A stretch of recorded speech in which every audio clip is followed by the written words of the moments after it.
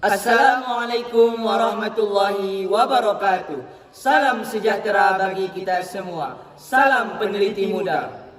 Bapak Ibu Dewan Juri dan seluruh rekan-rekan finalis opsi 2022, Saya Khairul Umam sebagai ketua tim. dan saya Ahda Subula sebagai anggota tim.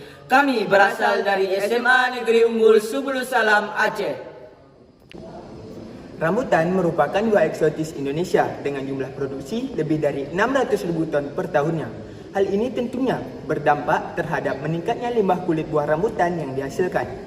Styrofoam merupakan salah satu jenis kemasan makanan yang sering digunakan. Berdasarkan Lembaga Ilmu Pengetahuan Indonesia atau LIPI, dari 270.000 sampai 590.000 ton sampah yang terdapat di laut Indonesia, styrofoam adalah sampah yang mendominasi.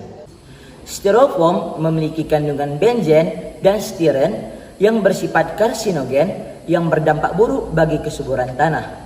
Selain itu, penyakit lain yang dapat ditimbulkan dari senyawa benzen adalah radang kelenjar tiroid atau disebut juga dengan penyakit gondok. Penyakit ini akan mengganggu sistem saraf sehingga menyebabkan gangguan seperti kelelahan, tubuh gemetaran, meningkatkan detak jantung, sulit tidur, dan mudah gelisah. Ditambah lagi, dari kandungan benzen ini juga dapat menghilangkan kesadaran bahkan kematian.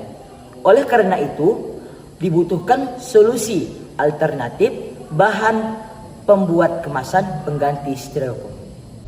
Salah satu bahan yang dapat digunakan dalam pembuatan biofoam adalah limbah kulit buah rambutan. Terdapat 68% selulosa yang terkandung di dalamnya.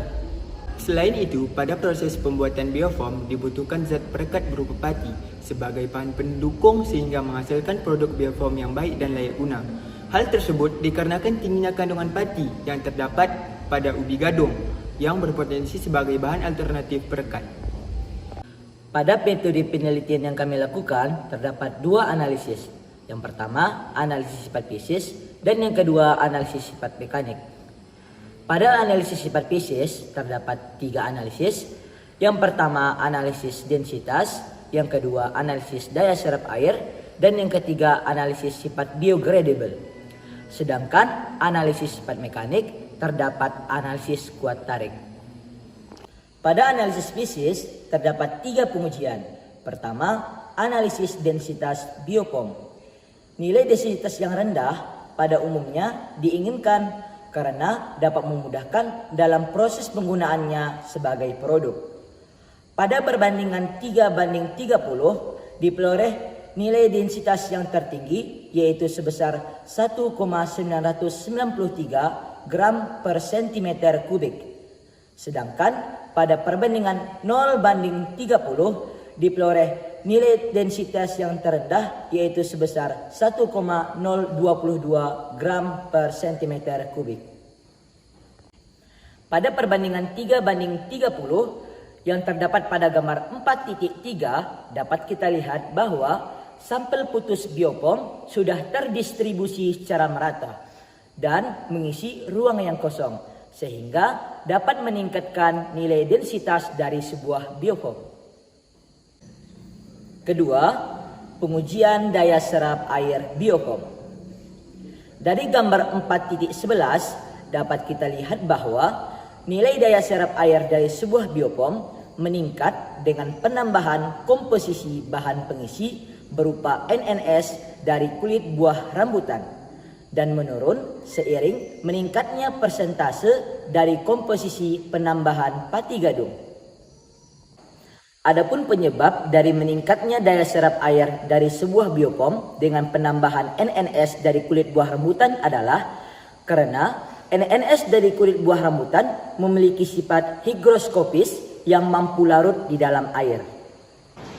Jadi kesimpulannya adalah semakin besar peningkatan persentase NNS dari kulit buah rambutan, maka menyebabkan semakin tinggi pula nilai daya serap air dari sebuah biofoam. Dan sebaliknya, semakin besar pula peningkatan persentase pati gadung akan menyebabkan penurunan persentase daya serap air dari sebuah biofoam. Selanjutnya, Pengujian karakteristik biodegradable dengan menggunakan scanning elektron mikroskop yang dilakukan untuk melihat struktur morfologi dan interaksi yang terjadi antara bahan pengisi dan matriks pada bagian putus bioform. Pada gambar 4.3 menunjukkan morfologi permukaan sampel putus bioform berpengisi NSS kulit buah rambutan sebesar 0% dan pati gadung sebesar 30%. Pada perbesaran 1500 kali terlihat bahwa permukaan sampel putus bioform yang kasar dan padat tanpa serat. Jadi kesimpulan pada gambar 4.3 tersebut menunjukkan bahwa bioform memiliki hambatan penyebaran yang rendah dan mudah rusak. Pada gambar 4.3b menunjukkan morfologi permukaan sampel putus bioform berpengisi NSS dari kulit buah rambutan sebesar 3% dan pati gadung sebesar 30%. Pada perbesaran 1500 kali terlihat permukaan sampel putus bioform yang lebih halus yang mengindikasikan ketahanan retak yang tinggi dari pengisi. Jadi kesimpulan dari gambar 4.3 tersebut menunjukkan bahwa pengisi NSS dari kulit buah rambutan tersebut telah terdistribusi dengan seragam. Selanjutnya, menguji karakteristik bioform menggunakan Fourier transform infrared. Hal ini dilakukan untuk melihat gugus fungsi dan perubahan gugus fungsi dari bioform sebesar 30%. Dari hasil yang diperoleh pada gambar 4.4 dapat disimpulkan bahwa bahan penyusun bioform tidak banyak mengalami perubahan penyusun senyawa dengan penambahan NSS dari kulit buah rambutan.